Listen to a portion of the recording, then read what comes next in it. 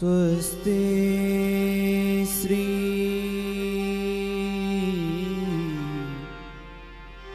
गणेशाय नमः।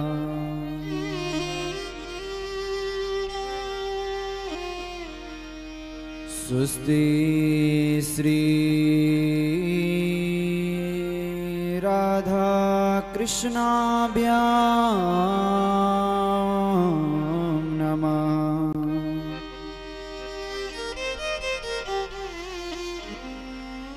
स्वस्ति श्री मातृपितृचरण कमलेभ्यो नमः। स्वस्ति श्री रामचंद्राय नमो नमः।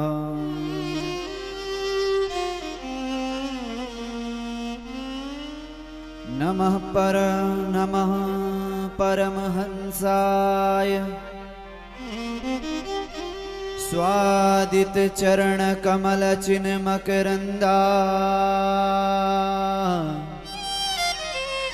भक्त जनमानस निवास।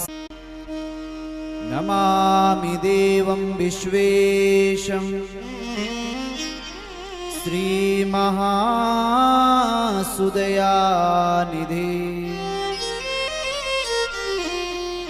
चतुरूपधरमीशं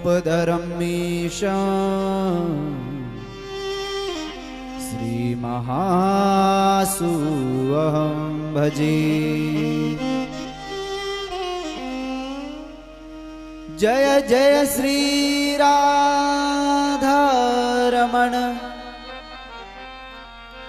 जय जय नवल किशोर,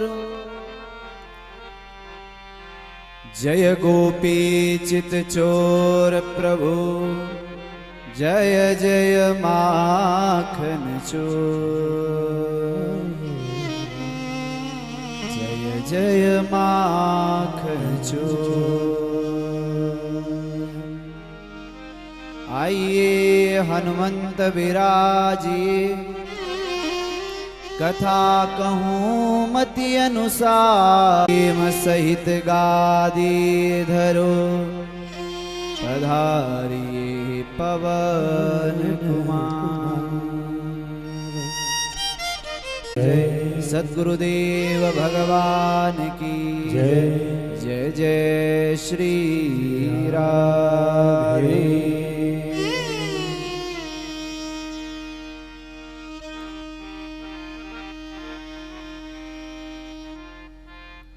आइए गाओ गोविंद गोपाल राधे माधवा रे।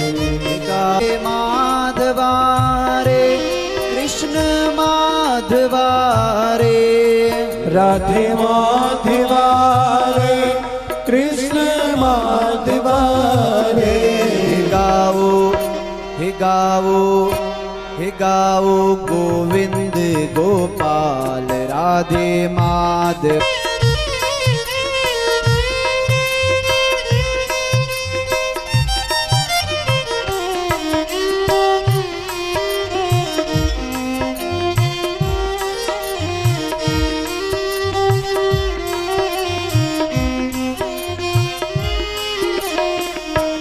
गाओ गोविंद गोपाल राधे माधवा रे। गाओ गोविंद गोपाल राधे माधवा रे।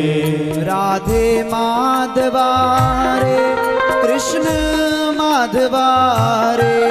राधे माधवा रे कृष्ण माधवा रे। राधे माधवा रे कृष्ण माधवा रे। राधे माधवा रे कृष्ण।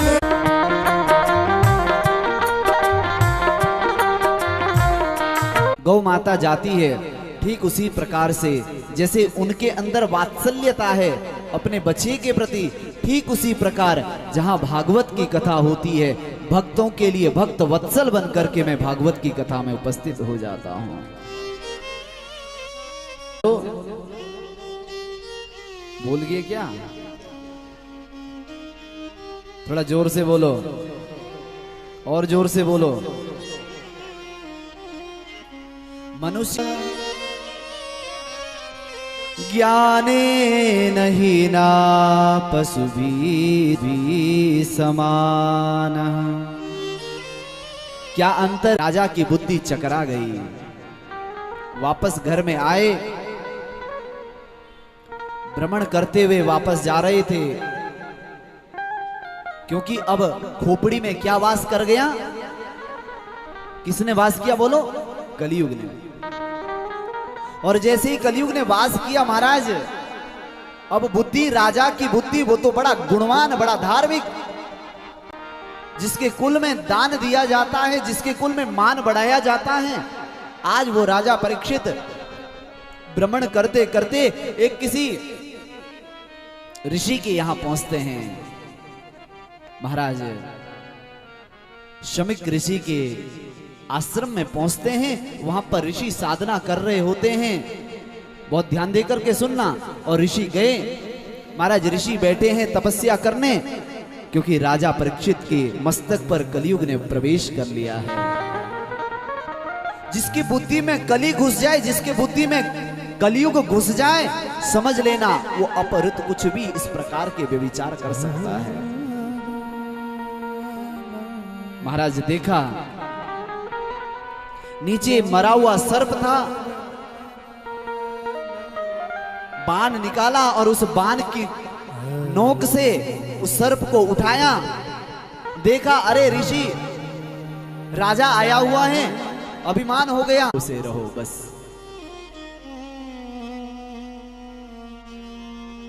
मुझ में राम, तुझ में राम, हर जगह राम ही राम नजर आ रहे हैं। राजा परीक्षित ने अपना मुकुट उतार करके इधर ऋषि कुमारों ने देखा, ऋषि के जो पुत्र हैं वो स्नान कर रहे थे। उनको किसी ने बताया कि तुम्हारे पिता के गले में मरा हुआ सर्प डाल रखा है।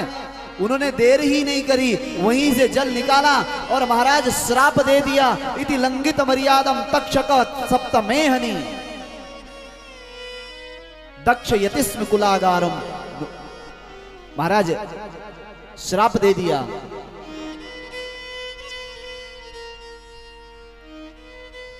इति लंघित मर्यादम, इति लंघित मर्यादम तक्षक सप्तमेहनि। जाओ, मैं श्राप देता हूं, जिसने भी ये कर्म किया होगा वो आज से 7वें दिन बाद उसकी मृत्यु हो जाएगी। तक्षक के काटने से आज से 7वें दिन बाद मृत्यु हो जाएगी। ये सब पता राजा परीक्षित को चला।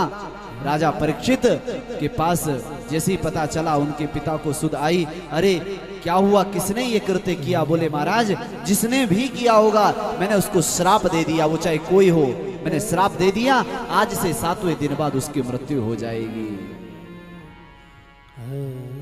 महाराज इस प्रकार से जब ये बात पता राजा परीक्षित को चली, राजा परीक्षित ने अपना, राजा परीक्षित एक बार तो घबराए, लेकिन बाद में उन्होंने सोचा कि मेरे पास 7 दिन हैं, क्या हमारे पास में है समय? एक पल सोचने का भी समय हमारे पास नहीं। अभी श्वास ले रहे हैं, अगले सेकंड में ले पाए नहीं ले पाए, कोई गारंटी है क्या? नहीं। इसलिए राजा परीक्षित ने समय नहीं लिया बिल्कुल भी। अपना राजपाट छोड़ा, अपना सारा इतना बड़ा साम्राज्य, राजा है वो तो चाहते तो जाने क्या क्या कर लेते।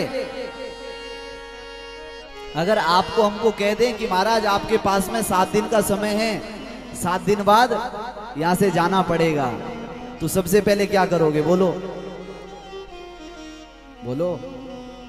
सबसे पहले अपना खाता देखेंगे, किसको देना है, किसके नाम करना है। राजा परीक्षित इतना बड़ा राजा, उन्होंने सब घर बार छोड़ करके चले गए, अपने पुत्र को जन्मेजय को महाराज राजपाट दे दिया, अपने आप चले गए। एक राजा है वो, राजा की साधुता देखो, खुश हो रहे हैं राजा परीक्षित। अरे मेरे पास तो मुझे 7 दिन का समय तो है, 7 दिन में तो बहुत कुछ कर सकता हूं। राजा खट्टवांग ने मात्र एक क्षण में भगवान को प्राप्त कर लिया था, एक क्षण में। इसलिए मेरी माताओं, भगवान को पाना बहुत कठिन नहीं है, भगवान को समझना बहुत कठिन है। जिस दिन आप समझ जाओगे उस दिन भगवान को पा भी लोगे। महाराज राजा परीक्षित ने घर बार छोड़ करके गंगा के किनारे आ गए। किसी ने कहा महाराज बड़ा बड़ा यज्ञ किया जाए। राजा परीक्षित ने कहा महाराज चलो ठीक है, मेरी मृत्यु होगी चिंता नहीं, लेकिन मेरी मुक्ति कैसे होगी, इसके लिए आगे का रास्ता, जो पक्का रास्ता है उसको तय करना बहुत जरूरी। क्योंकि यहां संसार में हमेशा रहने के लिए आप नहीं आए, ये संसार हमेशा के लिए आपका नहीं है, ये क्षणिक है, कुछ समय का है।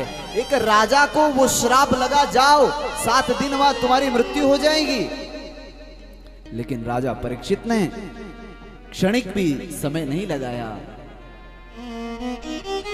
मेरी माताओं सज्जनों, जब कोई ऐसा जीवन में ऐसी विपत्ति आती है या जीवन में सुख भी आता है, तो महाराज भगवान का स्मरण प्रतिपल रहना चाहिए जीवन में, हर पल वो आपको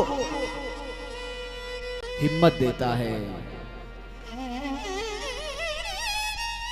महाराज राजा परीक्षित गंगा के तट पर बैठ गए और राजा परीक्षित गंगा के तट पर, किसी ने कहा जप किया जाए, किसी ने कहा यज्ञ किया जाए। महाराज सब मिलकर के इस प्रकार से यह विचार कर ही रहे थे। देखते देखते महाराज, मैंने कहा है ना, न जाने किस रूप में गोविंद मिल जाए। वहीं पर वेद व्यास जी बैठे, अनेक ऋषि महाम मुनि बैठे हैं। भृगुर वशिष्ठ वनश्च गौतमो मेधा तितिर देवल देवरातो, सबके सब बैठे हैं, बड़े बड़े महापुरुष बैठे हैं। बोले महाराज क्या किया जाए, कैसे किया जाए, कैसे होगा, राजा परीक्षित की मुक्ति कैसे होगी। लेकिन जब भाव डूबने का हो, भाव इस संसार भाव पार से यत करने की इच्छा हो, तो आपके जीवन में गुरु अपने आप प्रकट होते हैं। आजकल तो महाराज गुरु बड़े उससे बनाए जा रहे हैं। नहीं ये वाले गुरुजी नहीं, दूसरे वाले गुरुजी। आजकल गुरुजी पर भी बड़े संशय है। अरे जो एक गुरु से नहीं तरा वो दूसरे से क्या तरेगा। एक पर विश्वास, एक साधे सब सधे, एक निष्ठ हो जाओ। ये रास्ता प्रेय का नहीं है, ये रास्ता श्रेय का है। एक निष्ठ हो जाओ, एक पर विश्वास रखो। हम तो महाराज गुरु तो छोड़ो, हम तो भगवान भी बदल देते हैं। हमारी मुराद पूरी नहीं हुई तो महाराज ये वाली माता छोड़ो, दूसरी माता पकड़ो। ये वाले हनुमान जी नहीं, बड़े वाले हनुमान जी, वो दूसरे वाले हनुमान जी। क्या बात है, कितने अपने बुद्धि को, इसका मतलब हम अभी अपने ऊपर विश्वास ही नहीं कर पा रहे हैं। आप याद रखना मेरी बात, एक साधे सब सधे, एक पर विश्वास कर लीजिए। जब तुम एक नाम पर विश्वास कर लोगे, भगवान की कृपा होगी और तुम्हें निश्चित ही दर्शन भी होगा। प्रश्न कर ही रहे थे, जब तुम्हारे जीवन में बहुत ज्यादा कोई संकट आ जाता है, जब तुम्हारे जीवन में कोई ऐसी बात हो जाती है, तो तुम्हारे जीवन में कोई और नहीं, क्षण भर के लिए गुरु प्राप्त हो जाते हैं। और फिर वहां देखो नहीं, वहां महाराज दंडवत हो जाओ, लेट जाओ, वहां अपने आप को समर्पित कर दो। राजा परीक्षित बैठे ही थे, प्रतीक्षा में बैठना, लेकिन सच्ची प्रतीक्षा में बैठना। राजा परीक्षित बैठे ही थे। इतने में देखते देखते महाराज सुंदर, बड़े दिव्य, लंबे लंबे जिनके हाथ हैं, बड़ा सुंदर स्वरूप है, बड़ा सौम्य, दिव्य, अलंपट। आहा, ऐसा सुंदर महाराज बच्चे चिढ़ाते आ रहे हैं, नागा बाबा आ गया, नागा बाबा आ गया। 16 वर्ष है जिनकी उम्र, ऐसे दिव्य स्वरूप में वहां पर एक दिव्य पुरुष प्रकट हो गए हैं। तत्रा भवद भगवान व्यास पुत्रो यत्रीक्षयागामटमानो नपेक्ष अलक्ष्यलिंगो निजलाभतुष्टो वृतस्य वालेरवधूतवेश। आहा, कितना सुंदर स्वरूप है। तत्रा भवत, बहुत ध्यान दे करके सुनना, तत्र अभवत, वहां पर प्रकट हुए। कौन? श्री सुखदेव जी महाराज। बोलिए श्री सुखदेव जी महाराज की जय। श्री सुखदेव जी महाराज का आगमन हुआ। जैसे ही सुखदेव जी महाराज का आगमन हुआ तो महाराज सबके सब बड़े उत्साहित हो गए। देखो तो देखो कौन आया है। महाराज जैसे सुखदेव जी महाराज आ रहे हैं, इधर से राजा परीक्षित चरणों में दंडवत गिर गए हैं। जय हो गुरुदेव, आप पधार गए, आपकी जय जयकार हो। महाराज आसन लीजिए। जैसे ही जो एक पल से ज्यादा कहीं टिकते नहीं, लेकिन वो आ गए हैं और उन्होंने बहुत, राजा परीक्षित ने आते ही साथ प्रश्न कर लिया। महापुरुषों से ज्यादा अपने संसार घर गृहस्थी की बातें नहीं पूछनी चाहिए। हम तो महाराज उन्हें बढ़िया मानते हैं जो हमारे जीवन की व्यथा भी बता दें, हमारे जीवन की कथा भी बता दें, व्यथा भी बता दें। लेकिन सच बताएं, वास्तव में गुरु वो है जो आपको व्यभिचार से दूर करवा करके भगवान नाम की माला आपके हाथ में थमा दे और भगवान का रास्ता आपको दिखा दे। वास्तव में सच्चा गुरु वही है। बड़ी सुंदर यहाँ पर श्री सुखदेव जी महाराज प्रकट हुए हैं। बड़ा सुंदर स्वरूप है सुखदेव जी महाराज का। आहा, थोड़े ही समय के लिए आए थे, लेकिन राजा परीक्षित ने प्रश्न कर दिया। जैसे ही आए बड़ा सुंदर महाराज प्रश्न कर दिया। अथ पृच्छामि संस्थिति योगिनां परम गुरु पुरुषस्येव यत्कार्य म्रियमाणस्य सर्वथा। क्या प्रश्न किया? पहुंचते ही साथ प्रश्न किया। बोले महाराज अतः पृच्छामि संसिद्धिम योगिनाम परमम गुरुम। आप योगियों के भी योगी हो महाराज, बस इतना सा बता दीजिए। हे गुरुदेव, हे श्री सुखदेव जी महाराज, हम आपको वंदन करते हैं, प्रणाम करते हैं, धन्य हैं आप हमारे बीच में आ गए। प्रभु मैं तो बैठा ही प्यासा था। ये बताइए हर मरने वाले को क्या करना चाहिए? अगर प्रश्न कमाल का हो ना, अगर प्रश्न वाकई आपको अपने जीवन को बहुपार लगाने का हो तो महाराज गुरु ही उसका उत्तर दे सकते हैं। ऐसे श्री सुखदेव जी महाराज ने समय नहीं लगाया और महाराज बड़ा सुंदर उनको उत्तर दे रहे हैं। हम भी आओ सुखदेव जी को प्रणाम करें। हरि की कथा सुनाने वाले तुमको लाखों प्रणाम। जय करते हैं, हम भी प्रणाम करते हैं श्री सुखदेव जी महाराज को। बोलिए श्री सुखदेव जी महाराज की जय।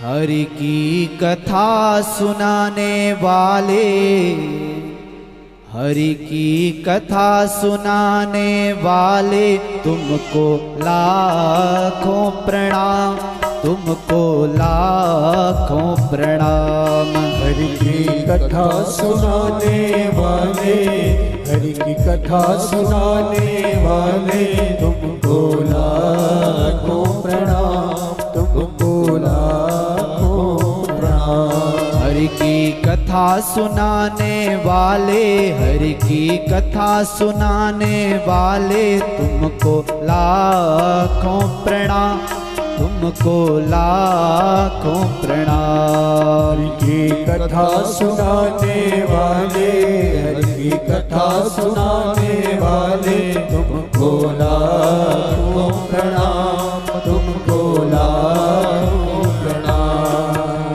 हम ढूंढ रहे थे वन में, हम खो बैठे थे तन में। हम ढूंढ रहे थे वन में, पल खो बैठे थे तन में। हम ढूंढ रहे थे वन में, हम खो बैठे थे तन में। हम ढूंढ रहे थे वन में, पल खो बैठे थे तन में। ओ राज बताने वाले, ओ राज बताने वाले, तुमको लाखों प्रणाम, तुमको लाखों प्रणाम। तुमको लाखों प्रणाम, तुमको लाखों। जय हो श्री सुखदेव जी महाराज की जय हो।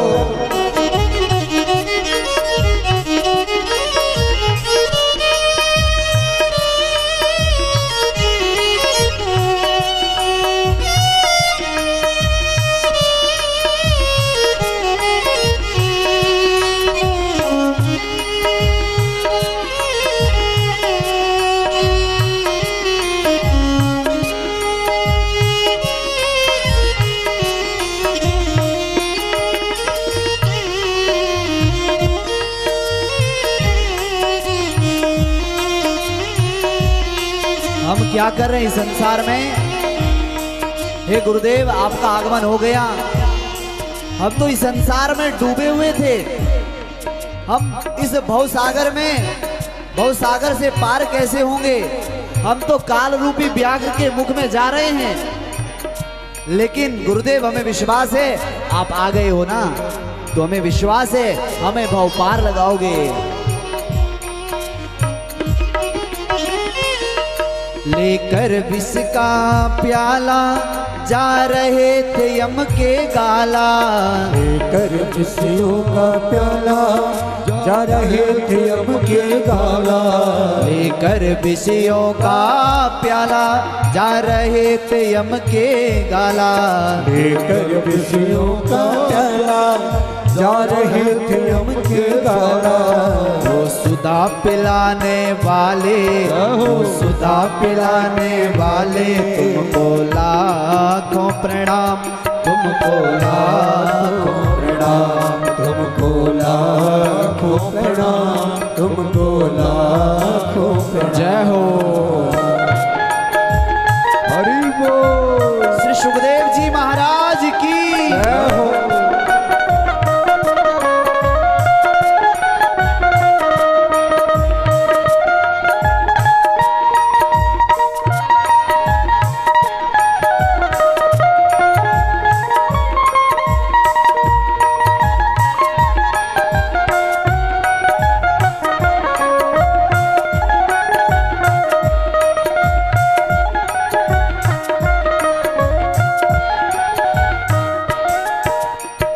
महाराज जैसे ही श्री सुखदेव जी महाराज पहुंचे, प्रश्न कर दिया। प्रश्न करते ही साथ कह दिया, बोले महाराज, क्योंकि हम तो इस संसार में डूबे हुए हैं, विषयों में खोए हुए हैं, लोकेशणा है, वित्तेषणा है, धन इच्छा है, जाने कितने प्रकार की हमारी इच्छा है प्रभु। अब यहां से इस ममता से आप दूर करवाओगे। हम तो विषय पीते जा रहे हैं, विषय रूपी विष पी रहे हैं। गुरुदेव कुछ कृपा करो कि हम भव सागर से पार हो जाएं। कुछ ऐसा अमृत प्रदान करो। महाराज इस प्रकार से श्री सुखदेव जी महाराज राजा परीक्षित को कह रहे हैं, परीक्षित वर्याने सते प्रश्न कृतो लोकहितो नृप आत्मवित् सम्मत पुंसा श्रोतव्यादिषु यः परः। हे राजन, तुमने अपने लिए नहीं प्रश्न पूछा, तुमने तो पूरे जगत के लिए प्रश्न पूछा है, लोकहित के लिए प्रश्न पूछा है। ये मरना केवल आपको ही नहीं राजन, चाहे राजा हो, चाहे महाराजा हो, चाहे कोई हो, रंग हो, फकीर हो, भिखारी हो, मरना तो पड़ेगा ही। परीक्षित, तुमने बड़ा गजब का प्रश्न पूछा है। धन्य हो गया मैं तुम्हारे इस प्रश्न से। तुमने तुम्हारे एक प्रश्न से सुखदेव जी के, राजा परीक्षित के एक प्रश्न से सुखदेव जी को रुकवा दिया। महाराज, आपके अंदर ताकत ऐसी होनी चाहिए, यदि आप भक्त हैं तो आप अपनी भक्ति इतनी प्रबल करो कि तुम्हारे अंदर ताकत हो कि तुम अपने भगवान का दर्शन कर भी पाओ। दर्शन करने की भी तो दृष्टि चाहिए ना, ऐसे ही दर्शन होगा क्या? नहीं, उसके लिए भी आपके अंदर पहले भक्ति होनी चाहिए। जब भक्त नहीं होंगे भगवान कहाँ होगा। जब आपके अंदर की भक्ति प्रबल नहीं होगी, उस भक्ति में अगर विश्वास नहीं होगा तो भगवान कभी ढूंढने से, महाराज चाहे जन्म ले लो 1000, भगवान का दर्शन संभव नहीं। भगवान का दर्शन तो तब संभव है जब आप विश्वास से, भक्ति और भाव के साथ भगवान से संवाद करें। इसी प्रकार से महाराज राजा परीक्षित से ये प्रश्न कहकर के सुखदेव जी महाराज रुक गए। आपके प्रश्न ये नहीं होने चाहिए कि महाराज हमारी लॉटरी कब लगेगी, हमारी नौकरी कब लगेगी। ये प्रश्न गुरुओं से नहीं होना चाहिए, संसार के प्रश्न नहीं।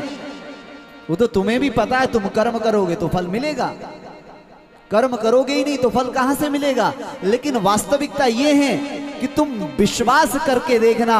यदि तुम्हें विश्वास है कि भगवान की कृपा हमारे ऊपर है तो निश्चित ही भगवान की कृपा होगी। महाराज इसी प्रकार से राजा परीक्षित ने प्रश्न किया। बोले राजन, क्या बात बताएं आपको, आप तो सब जानते हैं। निंद्रया हियते न्यक्त व्यवायेन च वावय दिवाचारथे हया राजन कुटुंबम भरणे नवा। क्या कहा? हे राजन, ये संसार का जो प्राणी है ना, बस सुबह से शाम खाने पीने में व्यस्त है। अभी खाया, रात की चिंता, रात बीती, सुबह की चिंता।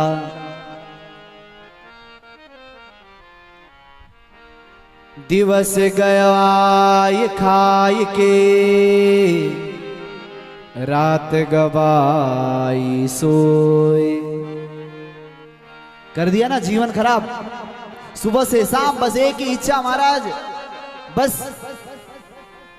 अरे कहां मन लगता है भगवान के चरणों में, तो मन लगता ही नहीं।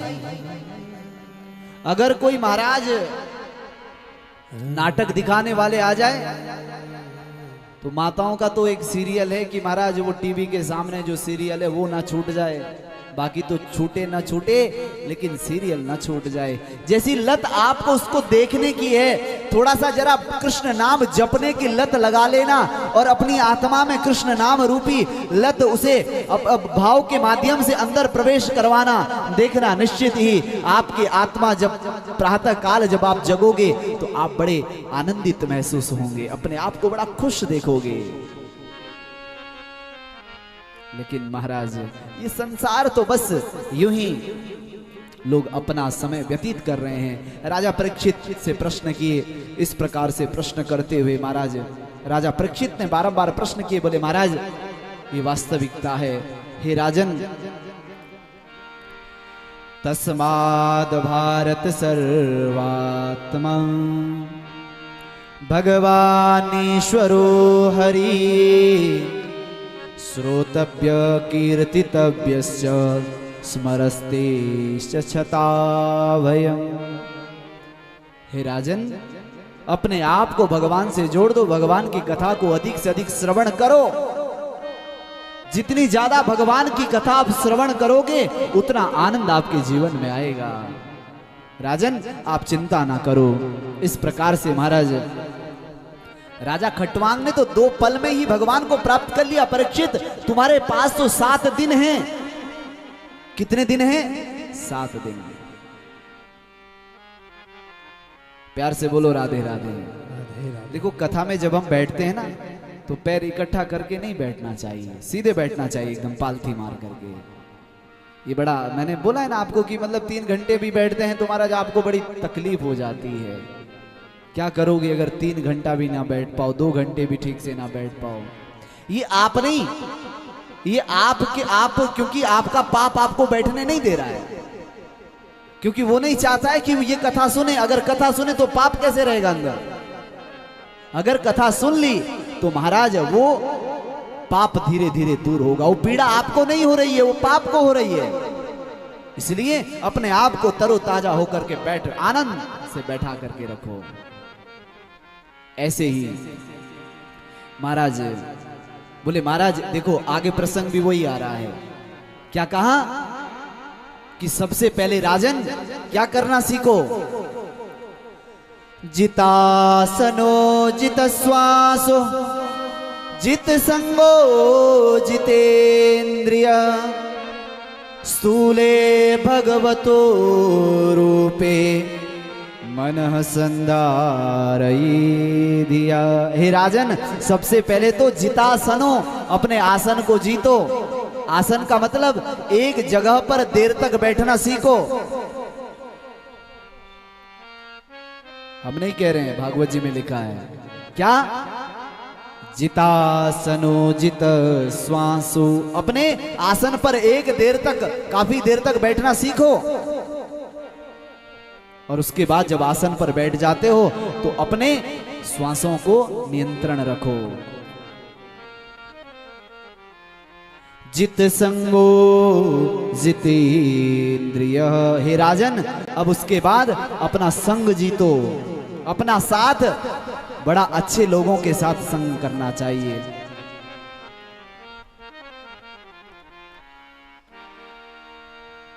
तजिए हरि विमुखन को संग। ऐसे लोगों का संग छोड़ देना चाहिए जिससे आपके भजन में व्यवधान पड़े। आपको ऐसे लोगों का संग छोड़ देना चाहिए जिससे आपका भजन व्यवधान हो रहा है, आपकी भक्ति व्यवधान हो रही हो, चाहे कोई हो। ऐसे लोगों का त्याग कर देना चाहिए। अपने संग से अलग, उससे अलग हो जाओ। परीक्षित, आसन जीतो, संग जीतो, उसके बाद अपने इंद्रियों पर काबू कर लो, अपने इंद्रियों को जीत डालो। ये विषय रूपी इंद्रियां है ना, ये जिह्वा महाराज ऐसी इंद्रियां, रसना ऐसी इंद्रियां हैं। हमारे जो इंद्रियां है ना, अगर आपने इसको काबू में कर लिया, बोले महाराज ये काबू कैसे हो? बोले अपने इंद्रियों का जो मालिक है उसको भगवान बना लो। हर कोई कर्म, जब कोई भी कर्म करे, उन कर्मों में केवल और केवल भगवान से जोड़ करके, भगवान मुझे देख रहे हैं, ऐसा कर्म करते रहो। इसलिए जो उस सांवरे को सदा ढूंढता है, जो उस सांवरे को सदा ढूंढता है, उसे एक दिन सांवरा ढूंढता है। जो उस सांवरे को सदा ढूंढता है, बस अपने मन को भगवान को ढूंढने में लगा दो। संसार के ढूंढने में जाओगे तो डूबोगे, खो जाओगे, बर्बाद हो जाओगे। अगर भगवान को ढूंढने में, अगर अपने मन को भगवान को ढूंढने में लगा दिया तो महाराज निश्चित ही सांवरे का दर्शन होगा।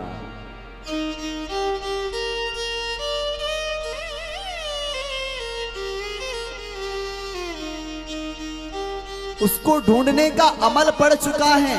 भगवान को ढूंढने में जो आनंद है ना, खोजो तो सही, कभी बैठना आप, हाँ मेरे ठाकुर जी मेरे सामने बैठे हैं, मैं उनका दर्शन कर रही हूं, बड़ा सुंदर उनका स्वरूप है,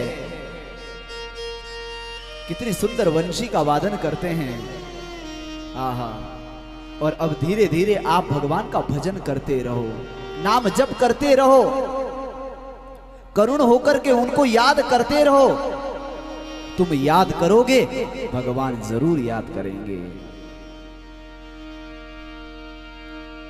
सज्जनों, राजा परीक्षित भी तो यही कह रहे हैं, श्री सुखदेव स्वामी भी तो यही कह रहे हैं, अपने इंद्रियों को जीतो। और यदि अपने इंद्रियों पर काबू नहीं किया तो महाराज तुम जीत नहीं सकते, तुम परमात्मा को प्राप्त नहीं कर सकते। अपनी वासनाओं पर नियंत्रण रखो। इसीलिए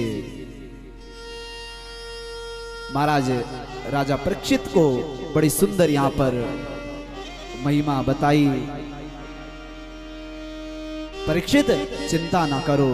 राजा परीक्षित को पद्मकल्प सृष्टि के बारे में यहां पर निरूपण बताया, ब्रह्मा का प्रसंग सुनाया, कैसे 100 साल तक ब्रह्मा जी ने तप किया, ब्रह्मा जी को वैकुंठ का दर्शन करवाया। विदुर मैत्रेयी का संवाद यहां पर आता है। सनत कुमारों का वर्णन, रुद्र भगवान की उत्पत्ति किस प्रकार से हुई, और ये पृथ्वी ब्रह्मा को दी गई, ब्रह्मा के द्वारा महाराज ये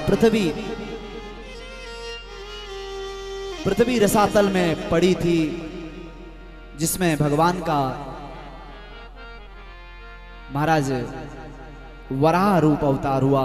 बोली वराह भगवान की जय। वराह भगवान के नासिका से छींक निकली, ब्रह्मा जी के नासिका से छींक निकली, देखते देखते वो दिव्य वराह के रूप में उत्पन्न हुए। पृथ्वी रसातल में थी, हिरण्याक्ष का भगवान ने उद्धार किया, पुनः वो पृथ्वी ब्रह्मा जी को दी। ब्रह्मा जी ने ये पृथ्वी, ये सृष्टि मनु और शत्रुपा को दे दी। कथा बहुत बृहद है, बहुत प्रसिद्ध है। मनु महाराज के यहाँ मनु महाराज की 3 कन्याएं हुई, आकुति, देहूति और प्रसूति। आकुति का विवाह रुचि प्रजापति के साथ हुआ। प्रसूति का विवाह महाराज आकुति का विवाह रुचि प्रजापति के साथ हुआ। प्रसूति का विवाह राजा दक्ष के साथ हुआ। राजा दक्ष की सबसे छोटी कन्या है जिनका नाम है सती। इधर 4 प्रकरण है, चतुर्थ स्कंद में 4 प्रकरण है, धर्म, अर्थ, काम और मोक्ष। ये कथा बताई। धर्म है शिव, अर्थ है ध्रुव, काम है पृथु महाराज और मोक्ष है प्राचीन वरिही। इन चारों की कथा इसमें आती है। बोले महाराज ये बताइए, हमने सुना भगवान का अष्टांग योग की जो शिक्षा दीक्षा दी वो किसे दी? तो यहां पर अष्टांग योग की जो शिक्षा है, एक बार ब्रह्मा जी की भेंट महाराज कर्दम ऋषि से हुई और कर्दम ऋषि से ब्रह्मा जी ने देवती मैया का विवाह संपन्न करवाया, जिनके यहाँ 9 कन्याएं हुई और 8वें रूप में भगवान स्वयं कपिल बनकर के उनके घर में बेटा बनकर के प्रकट हो गए। बोले कपिल भगवान की जय। बड़ा सुंदर महाराज कर्दम ऋषि ने पहले ही कह दिया था कि मुझे विवाह नहीं करना, लेकिन भगवान की प्रेरणा हुई, भगवान की कृपा से उनको विवाह करना पड़ा। और उन्होंने पहले ही कह दिया था कि मैं जैसे ही विवाह कर लूंगा उसके बाद मुझे सन्यास की ओर जाना है। सन्यास की ओर जाने के लिए, तपस्या साधना के लिए चले गए। हजारों वर्षों तक उन्होंने अपना तप किया, साधना की, और उनके घर में सुंदर भगवान के रूप में कपिल भगवान का प्राकट्य हो गया। इसी प्रकार से भगवान कपिल का प्राकट्य हुआ। महाराज कपिल भगवान ने बड़ा सुंदर धीरे धीरे बड़े हो रहे हैं। माता देवती ने देखा, इधर करदम जी ने बहुत ही सुंदर, देखो हर स्त्री की दो इच्छा होती है, ध्यान से सुनना। पहली इच्छा होती है उसके जीवन में उसका जो जीवन साथी है, उसका जो पति है, वो कोई बहुत पवित्र हो, बहुत नैष्ठिक हो, बहुत कर्म योगी हो, धर्म योगी हो, और वो भगवत भक्त हो। पहली इच्छा। दूसरी इच्छा है कि महाराज उनके जीवन में जो संतान हो, वो संतान बहुत गुणवान हो, बहुत लायक संतान हो। हर माता की ये दो इच्छा है। लेकिन यहां भगवान की कृपा देखिए, पति भी छोटे मोटे साधक नहीं, स्वयं महर्षि करदम। और दूसरी बात देखिए, स्वयं जो बेटा है वो कोई और नहीं, भगवान नारायण बेटा बन करके आए हैं। कितनी बड़ी कृपा है। ये तब होगा जब आपका सत्कर्म होगा, सत्कर्मों से आपका पुण्य उदित होगा, और पुण्यों से आपके जीवन में महाराज सद्मार्ग आपके जीवन में आएगा। और जब सद्मार्ग जीवन में होता है, तभी महाराज कौशल्या माता के यहाँ राम प्रकट होते हैं, यशोदा के यहाँ श्री कृष्ण प्रकट हो जाते हैं। वो कोई और नहीं, वो भी तो आप ही हैं। एक माँ ही तो है जो भगवान को बेटा बना करके खड़ा कर दे।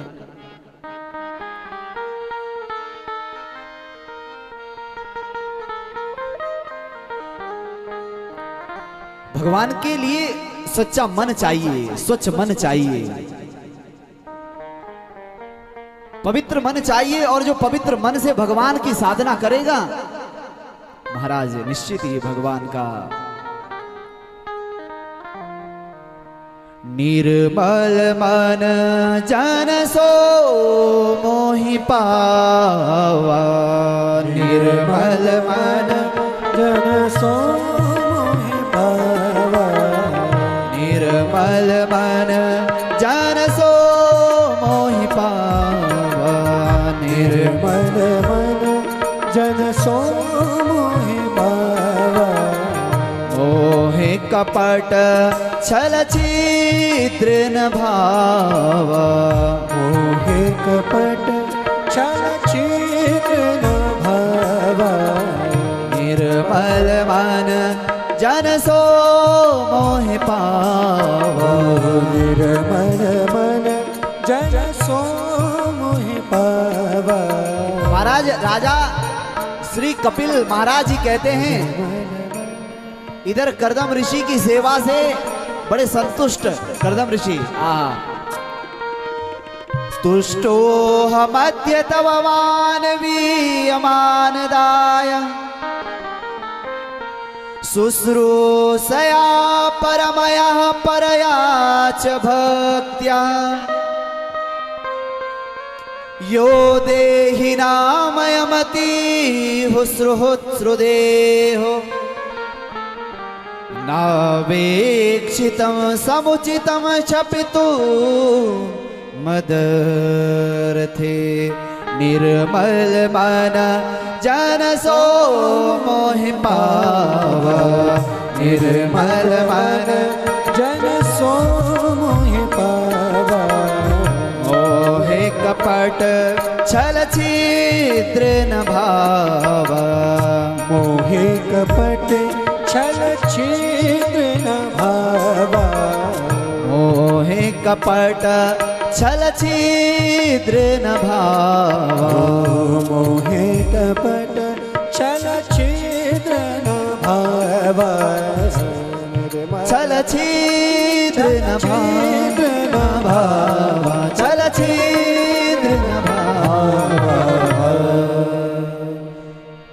कपिल माता अपनी मां को बड़ा सुंदर उपदेश दे रहे हैं। मां, आप अपने मन को भगवान के चरणों में लगा दो। बेटा, ये मन भगवान के चरणों में कैसे लगे, ये आप हमको बताओ। इस मन को भगवान के चरणों में लगा दो।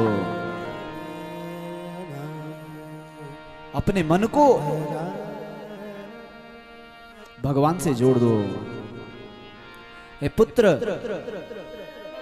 संग, फिर यहां पर बड़ा सुंदर संग के बारे में बताते हैं। कपिल भगवान बड़ा सुंदर बताते हैं कि बोले मां, बड़ा अच्छा संग करना चाहिए जीवन में। संग का बड़ा महत्व है मेरी माताओं।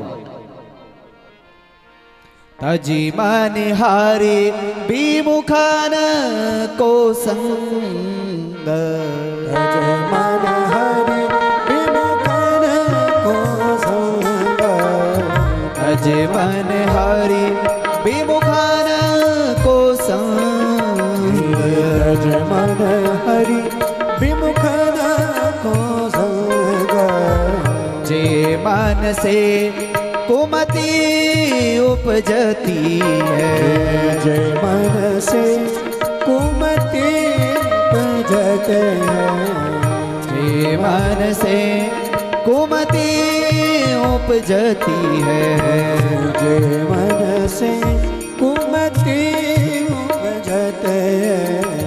तजी मन हरि विमुखन को संग, तजी मन हरि विमुखन को संग। अपना मन भगवान के चरणों में लगा दो और ऐसों का संग छोड़ दो जिससे तुम्हारे जीवन में भगवान के भजन में व्यवधान हो। ऐसों का संग छोड़ दो मेरी माताओं। तो इस प्रकार से आगे महाराज बड़ा सुंदर उपदेश दिया। यहां पर बहुत ही सुंदर महाराज बहुत सुंदर भागवत जी की चतुश्लोकी का भी निरूपण बताया। अहमेवा समेवाग्रे नान्यद यद यद सत्परं पश्चादहं यदेतच्च यो वसिष्येत सोऽस्म्यहम्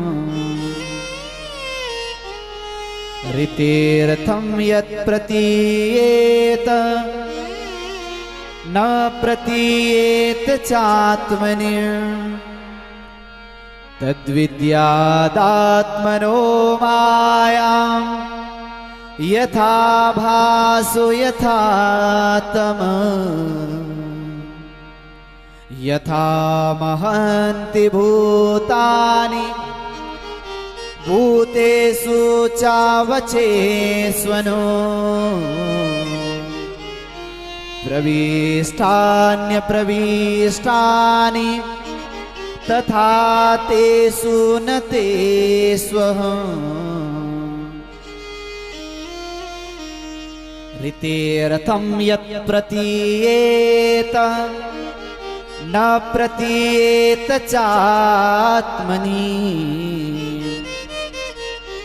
तद्विद्यादात्मनो मायां यथा भासो यथा तमः।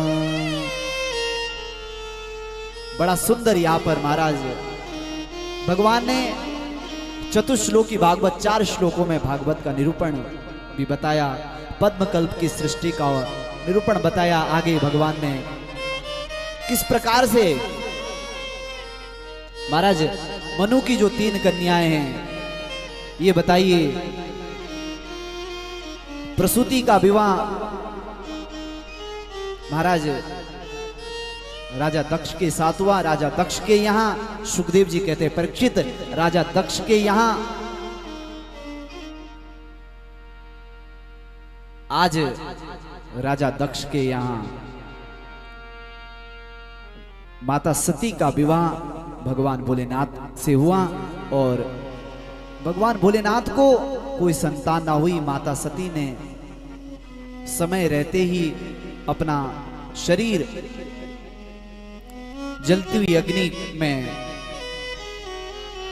शांत कर दिया। बोले महाराज किस प्रकार से ये सब हुआ? भगवान भोलेनाथ को कोई संतान नहीं हुई। ये सुन करके राजा परीक्षित को अच्छा नहीं लगा। आप हमें ये कथा विस्तार से बताओ। तो महाराज बहुत सुंदर यहां पर भगवान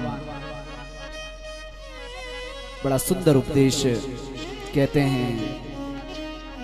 मनोस्तु सतरूपाया स्त्रिया कन्यास्य जंगिरे आकुतिर्देवहूतिश्च प्रसूतिरिति विश्रुता। महाराज मनु महाराज की जो छोटी कन्या हैं सती, उनका विवाह भगवान भोलेनाथ से हुआ। एक बार देवताओं ने वहां पर महाराज बहुत सुंदर बहुत बड़ा यज्ञ चल रहा था। उस यज्ञ में बहुत बड़ी सभा थी। बहुत ध्यान दे करके सुनना। श्रावण का महीना चल रहा है और श्रावण के महीने में भी अधिक मास चल रहा है। अधिक मास का मतलब है पुरुषोत्तम मास। पुरुषानाम उत्तम, यह सब पुरुषोत्तम, जो पुरुषों में भी सबसे उत्तम है। ऐसे पुरुषोत्तम मास में आप कथा सुन रहे हो। कितना बड़ा सौभाग्य आप लोगों का। आहा। एक और भगवान भोलेनाथ रिमझिम रिमझिम करते हुए बरस रहे हैं। एक और भागवत रूपी कथा आपको आपके पापों से अभिमुक्त कर रही है और एक और आपके कर्णपुटों से भागवत जी आपके हृदय में प्रवेश होती जा रही है, मिश्रित हो रही है और आप भगवान की कथा सुन रहे हैं। इससे बड़ा सौभाग्य मैं नहीं समझता कोई और होगा।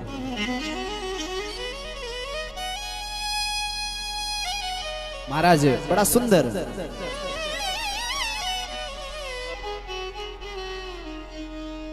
देखा विधई विचारी सब लायक,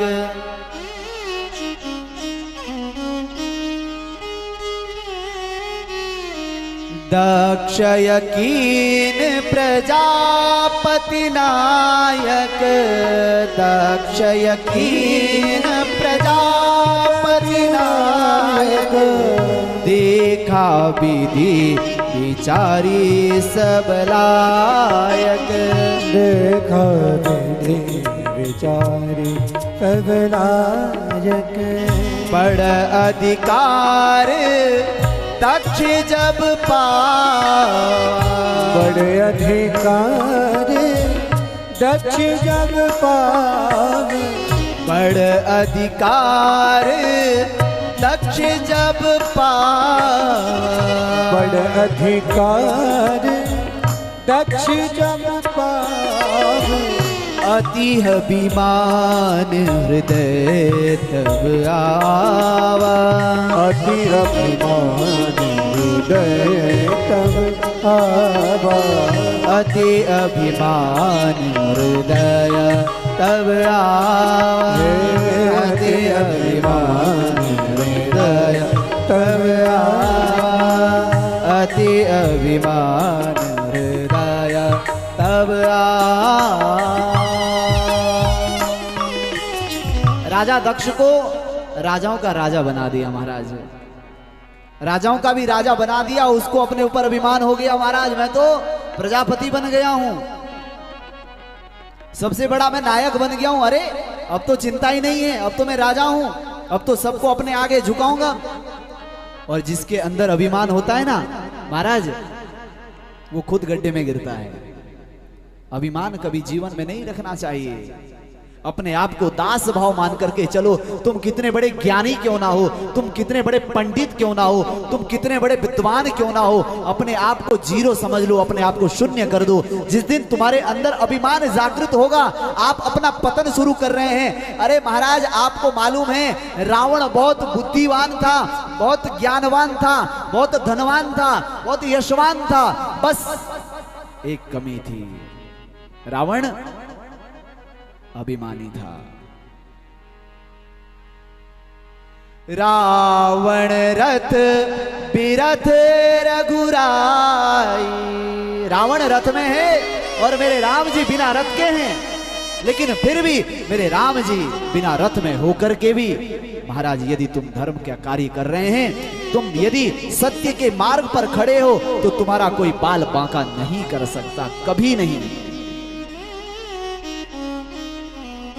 इसी प्रकार से राजा दक्ष को अपने ऊपर बड़ा अभिमान है। अरे मैं तो दक्ष हूं, मेरा नाम दक्ष है। अरे कभी अभिमान मत करना मेरी माताओं सज्जनों, क्योंकि अभिमान आपको ले डूबेगा।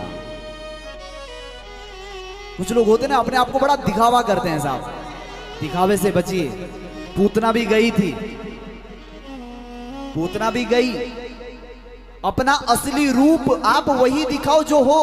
भगवान को सब पता है तुम कितना दिखावा करते हैं। दिखावट बनावट सजावट जब करते हो तो जीवन में गिरावट आ जाती है। प्यार से बोलो राधे राधे। इसलिए दिखावट बहुत ज्यादा समय तक नहीं चलती है। आप जो हो, अरे आप नहीं ज्यादा जानते, नहीं जानते ना हम जानामी, मैं नहीं जानता प्रभु, बस जैसा हूं आपका ही तो हूं, स्वीकार करना। शबरी कोई बहुत ज्यादा पढ़ी लिखी नहीं थी महाराज। आप अपने आप को शून्य कर दो, भगवान के आगे शरणागत हो जाओ, प्रभु तुम ही हो।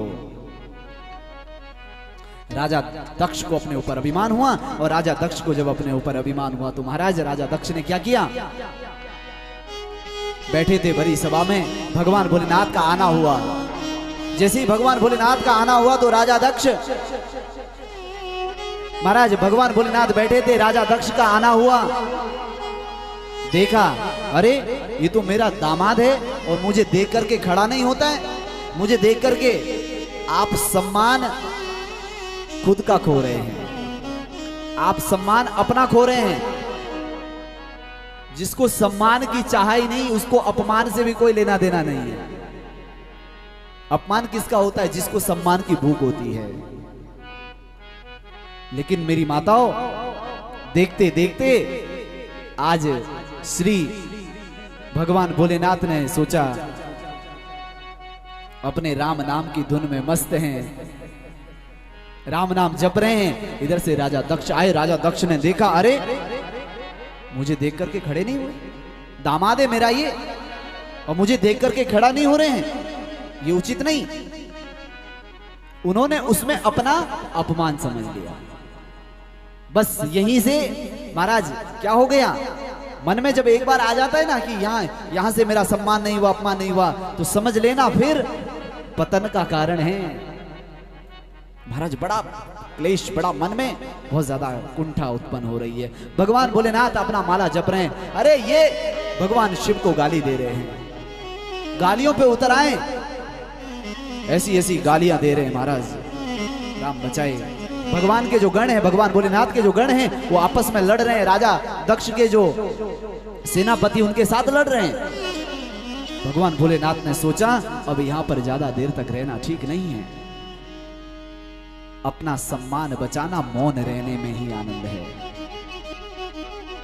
महाराज उठे, उन्होंने तुरंत अपना कमंडल उठाया, चले गए वहां से। जाने कैसी कैसी आपस में विवाद हुआ, भगवान भोलेनाथ अपने कैलाश पर चले गए। अच्छा ऐसा है, भगवान भोलेनाथ का अपमान कैसे हो उसके लिए महाराज बहुत ज्यादा, क्योंकि मेरा अपमान हुआ है तो दूसरे को नीचा दिखाने के लिए आप कोई भी कर्म करते हो, आप कोई भी सत्कर्म करते हो, आप अपने जीवन में किसी भी प्रकार का कोई सद्मार्ग वाला कार्य करते हो, यदि आपने किसी को नीचा दिखाने के लिए कोई कर्म किया, वो कर्म निष्फल हो जाएगा। किसी को नीचा दिखाने के लिए कुछ करना नहीं चाहिए, या किसी को नीचा दिखाएं तब आप कर्म करें, नहीं, ऐसा नहीं चलेगा। उनको सब पता है कि तुम कितने पाने में हो। महाराज इसी प्रकार से एक बार बहुत बड़े यज्ञ का महाराज आगाज कर दिया। किसने? राजा दक्ष ने बहुत बड़े यज्ञ का महाराज आगाज करवा दिया और सबको निमंत्रण दिया, लेकिन भोलेनाथ को कोई चिट्ठी ना संदेश। अपने पुत्री को, सती को, जो सबसे प्यारी बेटी है, सबसे छोटी बेटी, उनको कोई निमंत्रण नहीं दिया।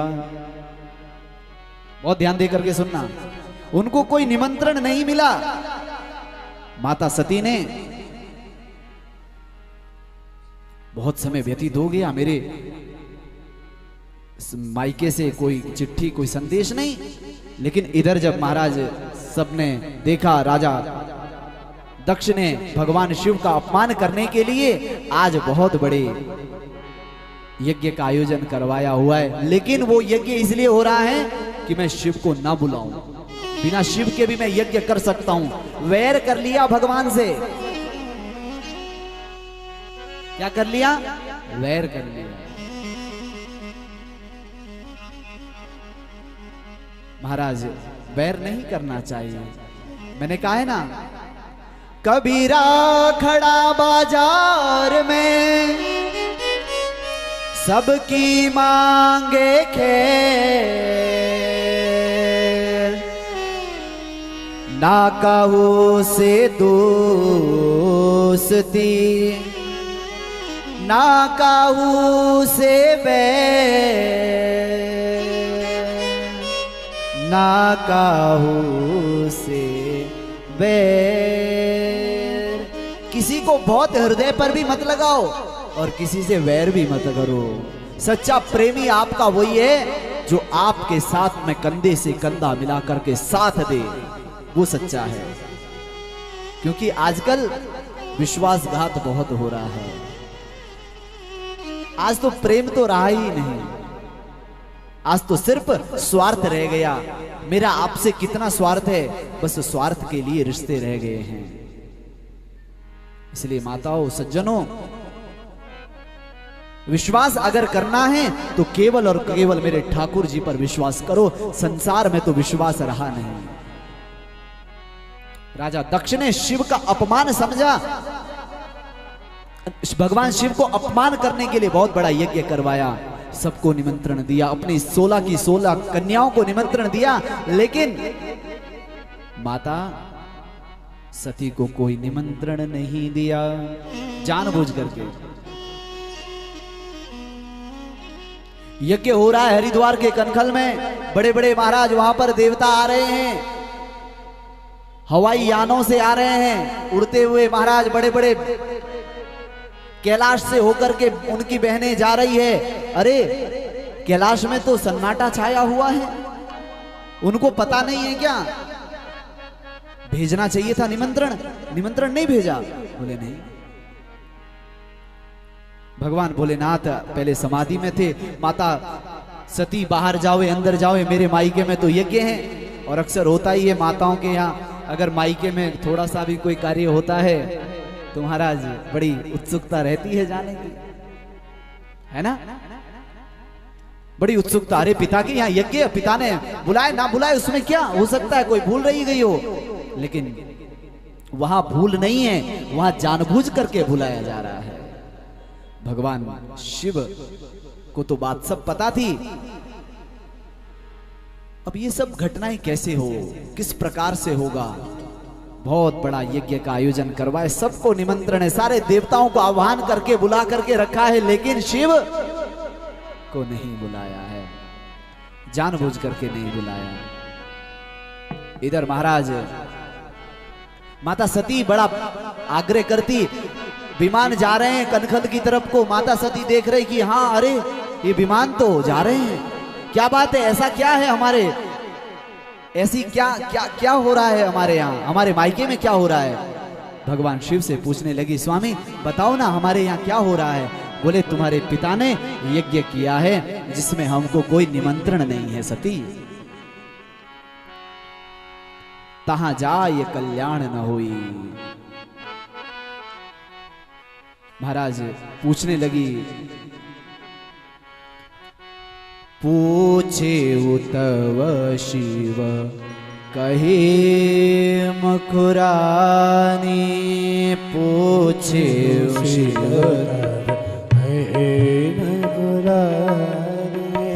पिता यज्ञ सुनी कहो हरसानी, पिता यज्ञ सुनी कहो हरसानी। मेरे पिता के यहाँ यज्ञ है। अरे ये तो बात और हमको निमंत्रण नहीं, ऐसा हो ही नहीं सकता। लेकिन महाराज नहीं मानी माता सती। बार बार आग्रह, भगवान शिव के आग्रह से बार बार भगवान शिव आग्रह करते, नहीं सती वहां जाना उचित नहीं, क्योंकि हमारा बुलावा वहां नहीं है। जानबूझ करके बुलाया नहीं जा रहा है। और मेरी माताओं याद रखना, जानबूझ करके जहां ना बुलाया जा रहा हो वहां जाना उचित नहीं है। मत जाओ वहां, क्योंकि वहां आपका अपमान ही होगा।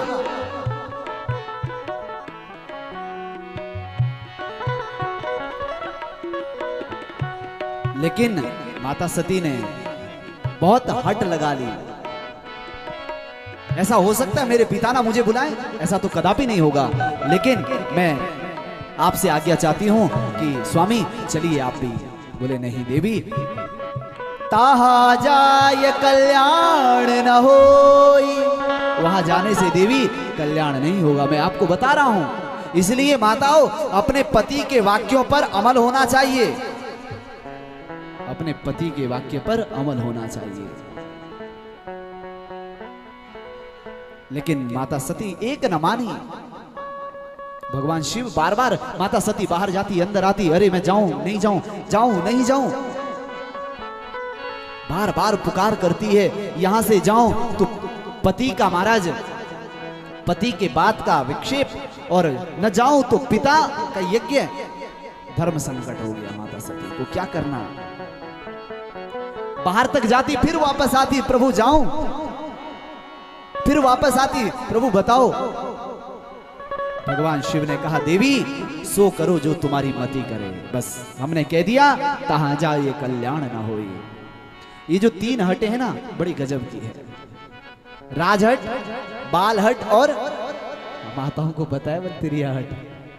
अच्छा, इसका मतलब आप लोग बड़ी हट करते हैं। प्यार से बोलो, माताओं को सब पता है। राजहट, बालहट और त्रियाहट। अब महाराज ऐसे ही कलयुग में कोई एक घटना घट गई। अब कलयुग में एक त्रिया जो है बड़ा हठीली थी। एक पंडित जी थे बेचारे, उनकी धर्मपत्नी थी पंडिताइन, वो बड़ा हठीली थी। अब उसने बहुत, वो जो बात कह दे तो बिल्कुल महाराज फिर तो अपने बात से वो हटे ही ना। ठीक है साहब। पंडित जी महाराज सुबह 4 बजे पूजा करने जावें, यजमान के यहाँ से आवें, थक करके आवें महाराज, और सामान लेकर के आए। पंडिताइन रोज महाराज थैला देखे, कुछ तो माल लाया होगा। अब महाराज एक दिन पंडित जी बेचारे सुबह 4 बजे पूजा करने के लिए गए, और पूजा करने के बाद वापस आए। मैं हट की बात बता रहा हूं, ये हट ज्यादा हट ठीक नहीं है। महाराज पंडित जी महाराज वापस आवे, और जब उन्होंने देखा तो बहुत सुंदर यज्ञ करके आ रहे हैं। जब वापस आए, वापस आकर के उन्होंने महाराज देखा, एक दिन जो है यजमान के यहाँ से 4 लड्डू लेकर के आए। अब ये पहले ही 1 लड्डू तो महाराज पहले ही खा गए थे, अब 3 लड्डू बच गए। माता वो पंडिताइन कहने लगी कि हे देवता, ये 2 लड्डू मैं खाऊंगी और 1 लड्डू तुम खाना। पंडित जी कभी ऐसा नहीं चलेगा, सुबह 4 बजे जाता हूं और अपना ऐसी तैसी करके अपना पूरा जीवन खपा करके, तब महाराज इतने गला फाड़ फाड़ करके मंत्र बोल बोल करके तब वापस आता हूं। ऐसा करो देवी, 2 लड्डू मैं खाऊंगा, 1 तुम खाना। बोले नहीं, ऐसे नहीं चलेगा। अब आपस में उन दोनों ने क्या करा, बोले जो पहले बोलेगा उसको 1 लड्डू मिलेगा, जो पहले बात करेगा उसको 1 लड्डू, उसके 2 लड्डू कट गए। अब आपस में एक दूसरे ने आपस में बात करना बंद कर दी। अब जो बोले उसको 1 लड्डू मिले। अब पंडित जी ने सोचा कि भाई चलो भोजन तो करवाएंगे दिन में, तो उस समय तो बोलेंगे ही बोलेंगे, लेकिन मजाल है कि देवी कुछ बोल दे। महाराज कुछ ना बोले, एक दूसरे से बात करें, बात ही ना करे एक दूसरे से। महाराज बात बंद हो गई, अब तो एक दूसरे से बोलना बंद हो गया। अब धीरे धीरे क्या हुआ महाराज, पंडित जी ने सोचा चलो शाम के खाने में तो पक्का बात करेगी करेगी, लेकिन वो देवी ने शाम के समय में भी महाराज कुछ नहीं बोला। पंडित जी ने कहा ये तो ठीक नहीं है। बहुत समय व्यतीत हो गया, शयन करने लगे, ना पंडित जी कुछ बोले। पंडित जी को रात को भूख लगी, सोचा अगर बोलूंगा जब इतना रुकी गया हूं तो थोड़ा और रुक जाता हूं। देवी कुछ ना बोली। सुबह हुई कि हाँ सुबह उठेंगी तो सबसे पहले चाय बना करके लाएंगी, लेकिन पंडित ताई ने सोचा जब कुछ बोलना ही नहीं है तो 10 बजे तक आराम से सोए रहो। अब महाराज बड़ा समय लोगों ने सोचा, पड़ोसियों ने सोचा कि ये बड़े गजब की स्थिति हो गई है, ये तो बड़ी ऐसी स्थिति हो गई है, अब क्या होगा। अब दरवाजा खोलें तो महाराज अब बोलना पड़े, अब बोलना पड़े तो लड्डू 2 मिले 1 मिले, ये तो बड़ी समस्या। सब चारों तरफ महाराज सबने जो है एक ही विचार किया क्या करना चाहिए। अब महाराज माता सती, माता वो जो स्त्री है वो आराम से खरांटे ले रही है, सो रहे हैं आराम से, वो बढ़िया सो रहे हैं मस्त होकर के। अरे अब ये कैसे होगा। बहुत देर तक समय तक देखा, पड़ोसियों ने सोचा जहां 4 बजे पंडित पंडितायन उठ जाते थे, आज सुबह से ही कोई दरवाजा नहीं खुला है। लगता है कुछ तो बात है, लगता है कुछ तो बात है। ऐसी क्या बात हो गई। बोले महाराज कुछ भी पता नहीं है, लगता है कोई बहुत बड़ी बात है। सारे पड़ोसी एकत्रित हो गए।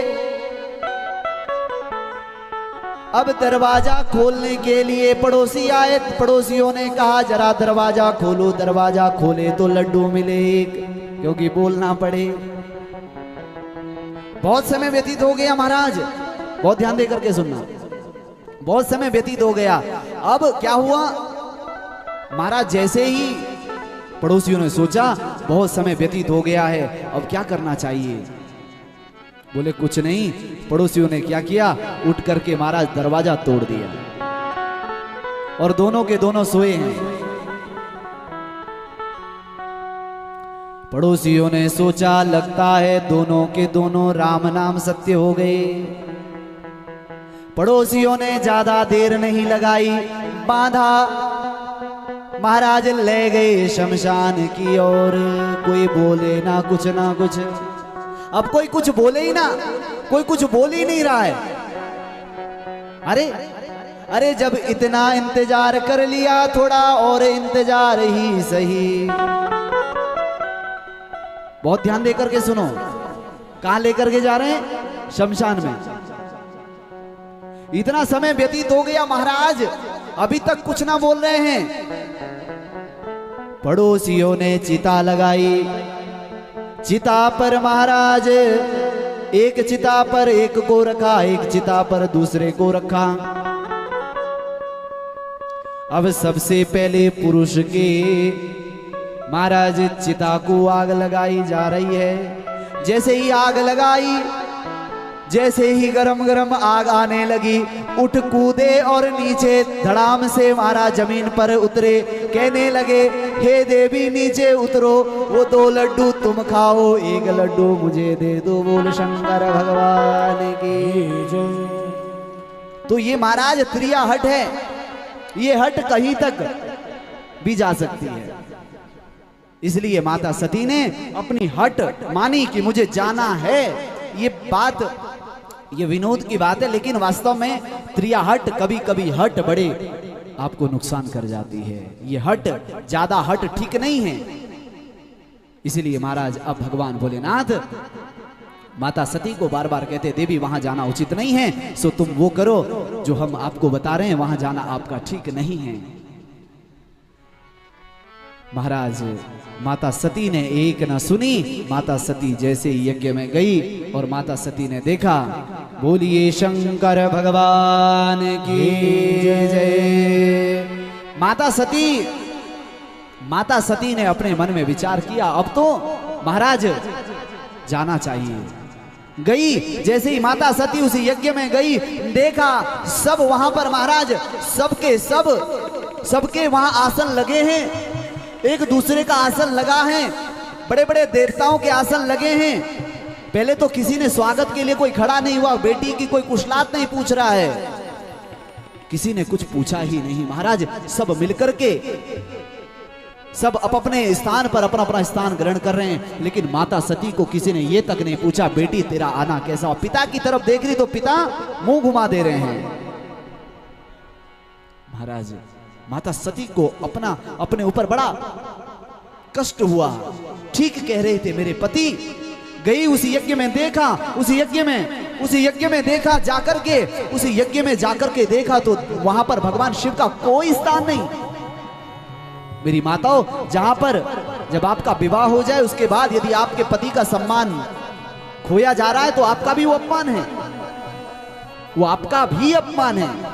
माता सती ने देखा, अच्छा ऐसी बात है क्या, भगवान शिव का यह अपमान मेरे से सहा नहीं जा रहा है और मेरे से देखा नहीं जा रहा है।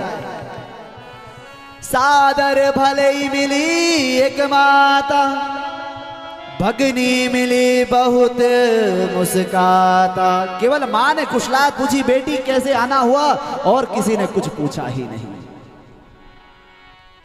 देखते देखते माता सती ने अपनी क्रोधाग्नि को प्रकट किया, और जैसे ही क्रोधाग्नि को प्रकट किया महाराज, देखा भगवान शिव के बिना यज्ञ हो रहा है। ये कैसा यज्ञ कुंड था। अपनी क्रोधाग्नि को प्रकट किया, और क्रोधाग्नि को प्रकट करने से महाराज भगवान माता सती ने भगवान शिव का स्मरण किया और कहा कि जन्म जन्म भगवान भोलेनाथ की मैं पत्नी बनकर के आऊं। और देखते देखते माता सती ने आज अपने पंच भौतिक शरीर को अग्नि कुंड में दे कर दिया। बोलिए सती मैया की जय। माता सती ने अपने देह का परित्याग कर दिया। आकाश में महाराज भगवान भोलेनाथ को जब ये खबर पता चली,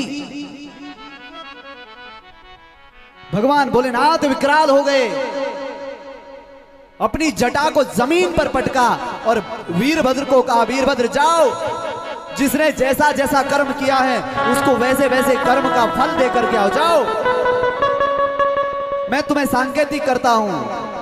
माता सती ने देह को त्यागने से पहले कहा था, जिसने जैसा कर्म किया होगा भगवान शिव तुम्हें वैसा ही तुम्हारे ऊपर महाराज दंड देंगे।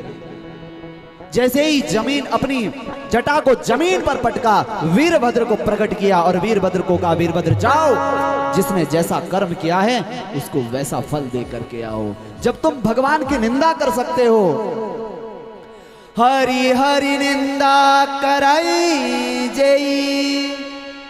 जो हर और हरि की निंदा करता है उसे गौघात जैसा पाप लगता है। अपने से बड़ों की जो निंदा करता है, महापुरुषों की जो निंदा करता है, उसको महाराज बड़ा पाप लगता है। इसलिए अपने से बड़ों का अनादर नहीं होना चाहिए। भगवान शिव महादेव बड़े विकराल रूप में तांडव कर रहे हैं। भगवान भोलेनाथ जटाटवी गलज्वल प्रवाह पावित स्थली,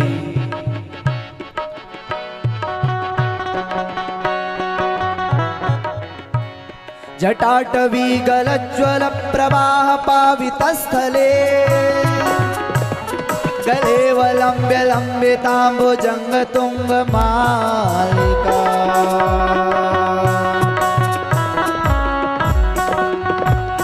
डमड्डमड्डमड्डमन्निनादमड्डमर्वयम् चकार चंड तांडवं तनोतु नः शिवा शिव। ओम नमः शिवाय। जटाघटाः सम्भ्रमण्यलिम्फ निर्जरी विलोल वेचि वल्वरी विराजमान मूर्धनि। धगत धगत धगत ज्वल ललाट पट्ट पावके किशोर चंद्रशेखरे रति प्रतिक्षणम् स्मरान्तकं पुरान्तकं भवान्तकं मखान्तकं गजान्तकान्तकान्तकं तमान्तकान्तकं भजे नवीन मेघमण्डली निरुत्व दुर्धरापति क्वचित् दिगम्बरे मनो विनोद मे तु वस्तुनि स्मरान्तकं पुरान्तकं भवान्तकं मखान्तकं गजान्तकान्तकान्तकं तमान्तकान्तकं भजे स्मरच्छिदं पुरच्छिदं भवच्छिदं मकच्छिदं गजच्छिदान्तकच्छिदं तमन्तकच्छिदं भजे ॐ नमः शिवाय ॐ नमः शिवाय ॐ नमः शिवाय ॐ नमः शिवाय ॐ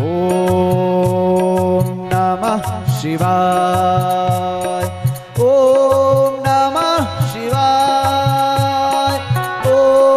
नमः शिवाय महादेव अपना विकराल रूप जटाओं को बिखेर दिया, तांडव कर रहे हैं। किसने ये कृत्य किया ये देखा नहीं जा रहा भगवान भोलेनाथ से। भगवान भोलेनाथ को शांत करने के लिए सारे देवता गए और भगवान को शांत किया। प्रभु शांत हो जाओ। पूजावसान समये दशवक्त्र गीता या शंभु पूजनमिदं पठति प्रदोषे तस्यास्ति रामरथ गजेन्द्र तुरांगयुक्तां लक्ष्मी सदेव सुमुखे प्रददाति शंभो। बोलिए शंकर भगवान की जय। हर हर महादेव। इस प्रकार से भगवान भोलेनाथ को शांत करवाया गया। भगवान भोलेनाथ को शांत करवाया गया। आगे महाराज बड़ी सुंदर यहाँ पर बड़ी सुंदर स्तुति गाई है जिसे नटराज स्तुति कहते हैं।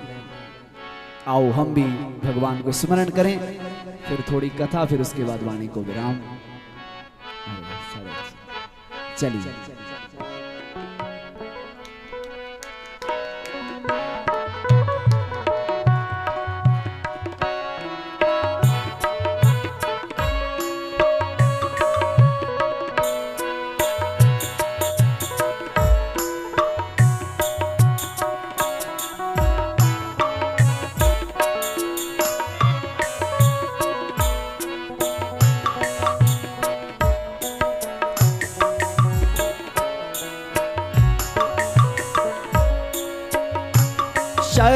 सृष्टि तांडव रचयिता नटराज राज नमो नमः।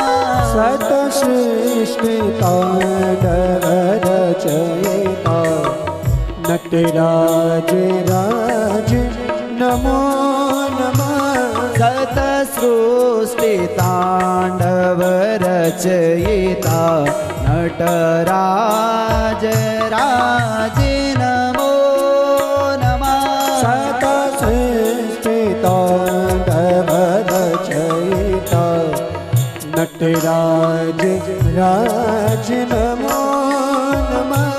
हे आद्य गुरु शंकर पिता, हे आद्य गुरु शंकर पिता, हे आद्य गुरु शंकर पिता, हे आद्य गुरु शंकर पिता।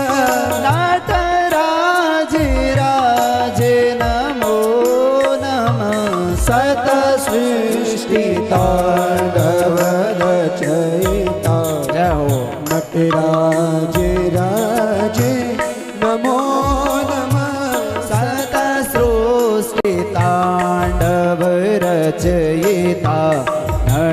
राज राज नमो नमः।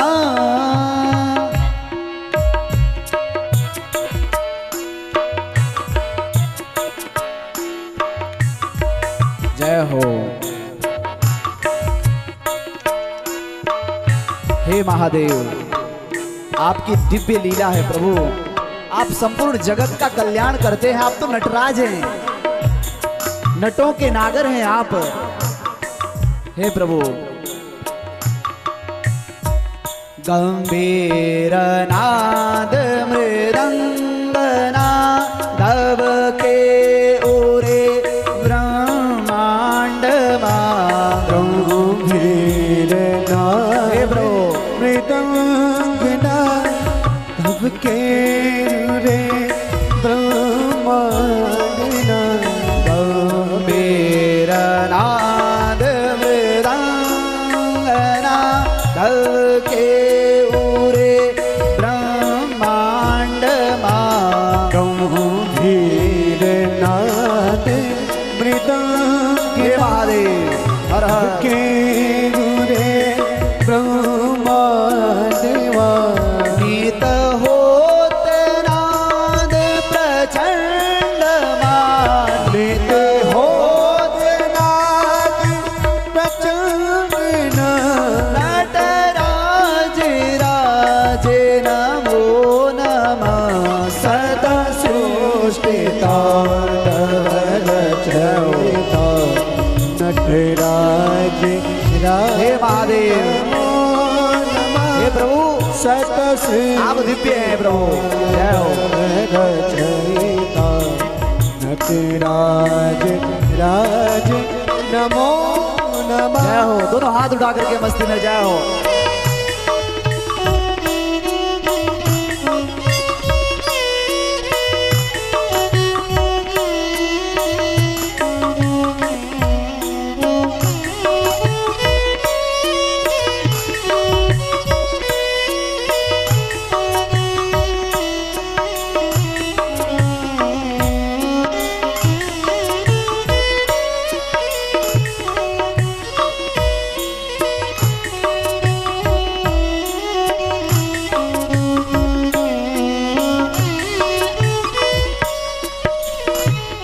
शिव ज्ञान गंगा चंद्रमा चिद ब्रह्म ज्योति ललाटमा। शिव ज्ञान गंगा चंद्रमा हे महादेव, शिव ज्ञान ज्योति ललाटमा। शिव ज्ञान गंगा चंद्रमा चिद ब्रह्म ज्योति ललाटमा। शिव ज्ञान गंगा चंद्रमा शिव ज्ञान ज्योति ललाटमा। विषनागमाला कंठमा। विषनाग हे महादेव, आपके गले में विषनागमाला कंठमा। विषनागमाला कंठमा। नटराज राज नमो नमः। सदा सृष्टि तांडव रचयिता नटराज राज नमो नमः। शक्ति वामा गे स्थिता तव शक्ति वामा गे स्थिता। तव शक्ति वामा गे स्थिता। तव शक्ति वामा गे स्थिता। हे चंद्रिका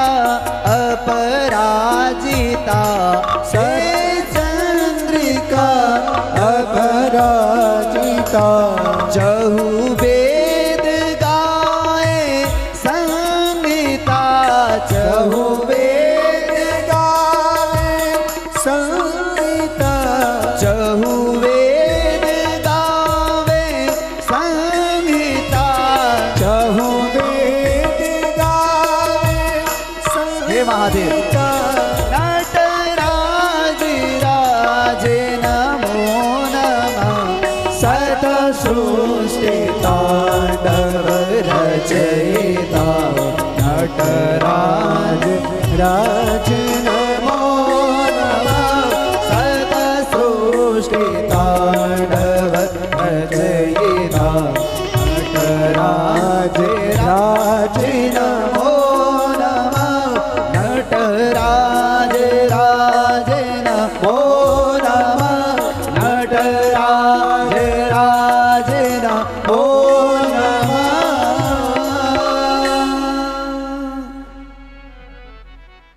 वागर्था विवसंप्रेरतो वागर्था प्रतिपत्तये जगता पितरो वंदे पार्वती परमेश्वरो। पार्वती परमेश्वरो। इस प्रकार से भगवान की स्तुति गाई गई। सब मिलकर के भगवान की स्तुति गा करके महाराज भगवान भोलेनाथ ने महाराज दक्ष का मस्तक वीरभद्र ने अलग किया था। पुनः बकरे का जो सर लगा था, स्तुति की भगवान की। स्तुति करने के बाद भगवान ने उनका जो अभिमान था वो दूर करवाया और पुनः महाराज बलि महाराज राजा दक्ष आज भी दक्षेश्वर के भगवान नाम से भगवान को विख्यात हुए हैं। बोलिए शंकर भगवान की जय। महाराज मनु महाराज की जो दूसरी पुत्री है उनका आकुति देहूति प्रसूति इनका आपने सुन लिया है। अब मनु महाराज के जो दो पुत्र हैं उनकी कथा और आगे की चर्चा हम कल श्रवण करेंगे। और कल ठाकुर जी का संभवतः प्रयास रहेगा कि कल ठाकुर जी का हम लोग यहाँ पर जन्म भी मनाएंगे, उत्सव मनाएंगे। तो आप सभी लोग अधिक से अधिक संख्या में पहुँचें, ऐसी हम कामना करते हैं। आप सभी लोग समय पर पहुँचें क्योंकि आप लोग बड़ा लेट पहुँच रहे हैं। बोल शंकर भगवान की जय। हमने क्या समय दिया आपको? कितने बजे का दिया है? 3 बजे का, 2:30 का। तो आप कितने बजे यहाँ जा रहे हैं? है? कितने बजे आ रहे हैं? 4:30 बजे आराम से महाराज। ऐसा करते हैं, घर में टाइम पास नहीं हो रहा, चलो जरा कथा में चलते हैं, वहां चलते हैं थोड़ी देर। ऐसा नहीं है, आप समय पर आइए। मैं कह रहा हूं ना, उसने कहा कौन है तू, मैंने कहा हसरत तेरी। उसने कहा तकता है क्या, मैंने कहा सूरत तेरी। उसने कहा पछताएगा, मैंने कहा किस्मत मेरी। इसलिए प्रभु के भगवान की कथा में देर नहीं, तुम आने में देर मत करना, भगवान कृपा करने में देर कभी नहीं करेंगे। अब आओ वाणी को विराम करें और कल पीला पीला वस्त्र पहन करके आए और अपने साथ में चार भक्त को साथ लेकर के आए। अरे उससे क्या होगा, उससे तुम्हारा भी कल्याण होगा और उसका भी कल्याण होगा। तो ठीक है, आनंद आ रहा है आप लोगों को? किस किस को आनंद आ रहा है जरा हाथ उठाओ, प्यार से बोलो। आवाज बहुत कम है आप लोगों की, थोड़ा बढ़ाओ इस आवाज को, थोड़ा जोर से बोलो। और इस कथा में जो बहुत बड़ा सहयोग जिनका हमें मिल रहा है,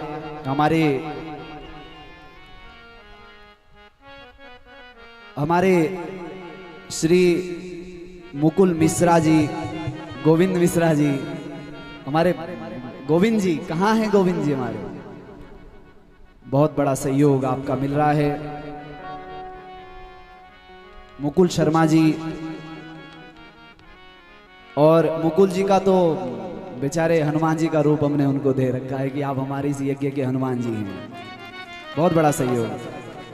संजय शर्मा जी, मनोज गुप्ता जी, शेखर वंसल जी, आप सभी यदि हमारी आवाज को सुन रहे हैं तो आपका बहुत बहुत इस यज्ञ में, और हमारे महावीर चौहान जी शिलामू से, आपका भी बहुत बड़ा सहयोग। आप सभी का इस यज्ञ में अभूतपूर्व योगदान मिल रहा है। महाराज इस प्रकार से आप हम सब लोग मिलकर के, वैसे कल हमको किसी ने बताया महाराज जी ठीक समय पर कथा को छोड़ना है, तो 10-20 मिनट रह गए, उसके बाद फिर आरती। हरी इच्छा, हमें नहीं पता कथा कहाँ तक हो रही, हमें नहीं पता, ठाकुर जी जहां तक बुलवा रहे हम कहते रहेंगे। और क्या, 7 दिन से ऊपर भी चले तो क्या है, अपना घर है, करते रहेंगे। बोल शंकर भगवान की जय। मेरा मन मां बसीगे तन मां बसीगे, मेरे प्यारो कहना।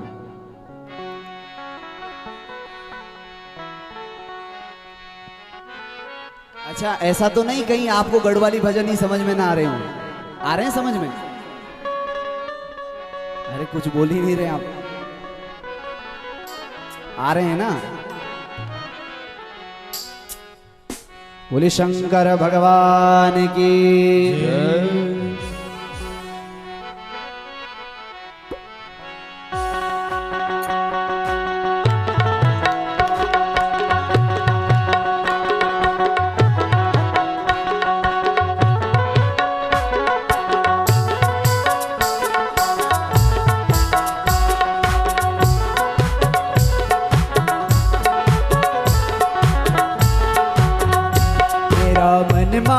बसीगे तन मां बसीगे प्यारो कान्हा। मेरा मन मां बसीगे तन मां बसीगे प्यारो कान्हा। मेरा मन मां बसीगे तन मां बसीगे प्यारो कान्हा। मेरा मन मां बसीगे तन मां बसीगे प्यारो कान्हा। प्यारो कान्हा दुलारो कान्हा। प्यारो कान्हा दुलारो कान्हा। प्यारो कान्हा दुलारो कान्हा। प्यारो कान्हा दुलारो कान्हा। मेरा मन मां बसीगे तन मां बसीगे प्यारो कान्हा। मेरा मन मां बसीगे तन मां बसीगे प्यारो कान्हा। सभी लोग दोनों हाथ उठा करके जय हो।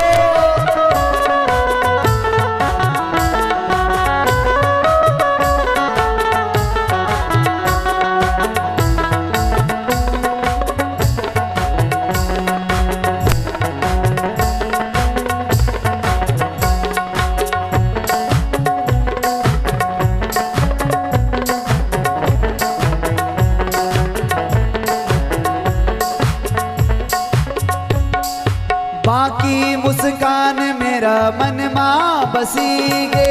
बाकी मुस्कान मेरा मन मां बसीगे। प्यारी मुस्कान मेरा चित मां बसीगे। प्यारी मुस्कान मेरा चित मां बसीगे। प्यारी मुस्कान मेरा चित मां बसीगे। प्यारी मुस्कान मेरा चित मां बसीगे। ओ मेरा चित मां बसीगे मन मां बसीगे प्यारो कान्हा। मेरा चित मां बसीगे मन मां बसीगे प्यारो कान्हा। कृष्ण कन्हैया लाल की हरि बोल।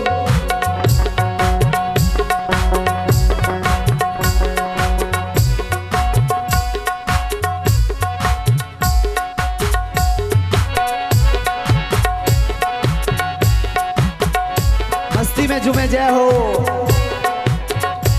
हाथ नीचे नहीं होने चाहिए, हाथ ऊपर करो। सब बैठे तो क्या हुआ, हाथ नीचे नहीं होने चाहिए।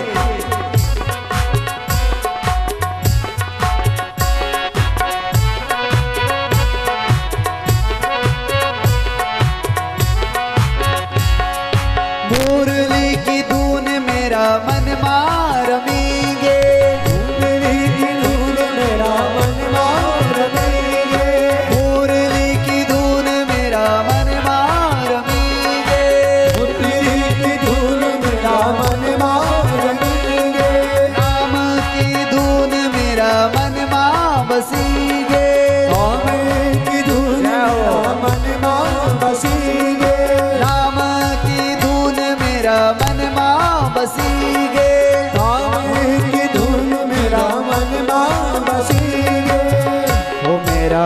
जय हो मनमा बसीगे तनमा बसीगे प्यारो का नाम मेरा मनमा बसीगे तनमा बसीगे प्यारो का। चलो पीछे बैठे वो भी दोनों हाथ उठा करके जय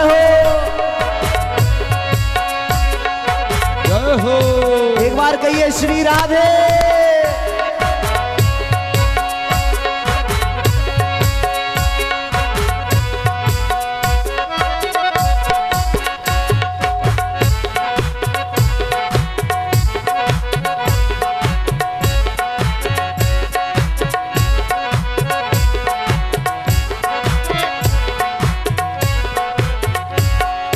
कानों का कुंडल फूल सजीगे, कानों का कुंडल फूले सजीगे, कानों का कुंडल फूल सजीगे, कानों का कुंडल फूले सजीगे, लाल तेरी ओठूड़ी दिल मां बसीगे, लाल तेरी ओठूड़ी दिल मां बसीगे, लाल तेरी ओठूड़ी प्यारी लगीगे, लाल तेरी ओठूड़ी प्यारी लगीगे।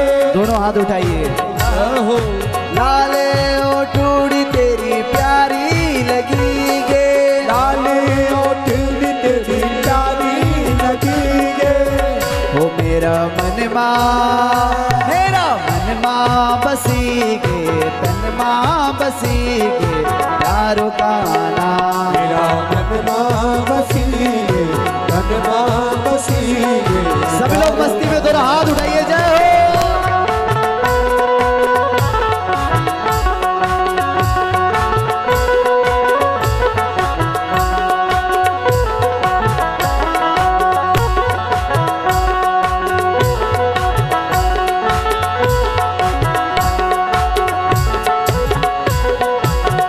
जो लोग पीछे हैं, वो भी जरा दोनों हाथ उठा करके भाव में आहा।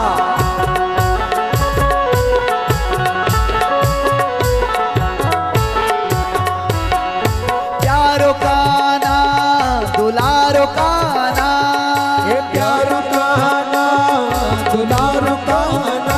अच्छा सुनिए, हम बोलेंगे प्यारो काना और आप कहेंगे दुलारो काना। जरा देखते किसकी आवाज में दम है। हाथ ऊपर करो, हाथ ऊपर पूरे सबके। प्यारो काना दुलारो, प्यारो काना हो मेरा मनमा बसीगे तनमा बसीगे प्यारो काना मेरा मनमा बसीगे तनमा बसीगे प्यारो का ना। मेरा मनमा बसीगे तनमा बसीगे प्यारो काना मेरा मनमा बसीगे तनमा बसीगे प्यारो का। सभी लोग मस्ती में झूमते हुए जय हो। जय हो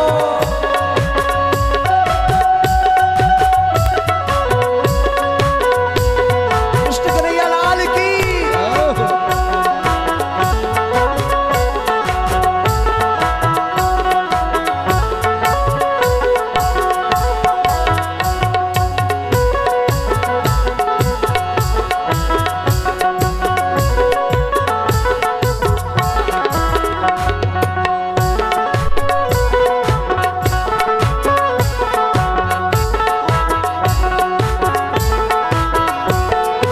बाकी झगुली मेरा मनमा बसीगे, बाकी जगुली मेरा मनमा बसीगे, लाल तेरी ओठूड़ी दिल मां बसीगे, लाल तेरी ओठूड़ी दिल मां बसीगे। वो मेरा दिल मां बसीगे मन मां बसीगे प्यारो का नाम मेरा दिल मां बसीगे मन मां बसीगे प्यारो का नाम। प्यारो का नाम दुलारो का नाम प्यारो का नाम दुलारो का नाम। प्यारो का नाम दुलारो का नाम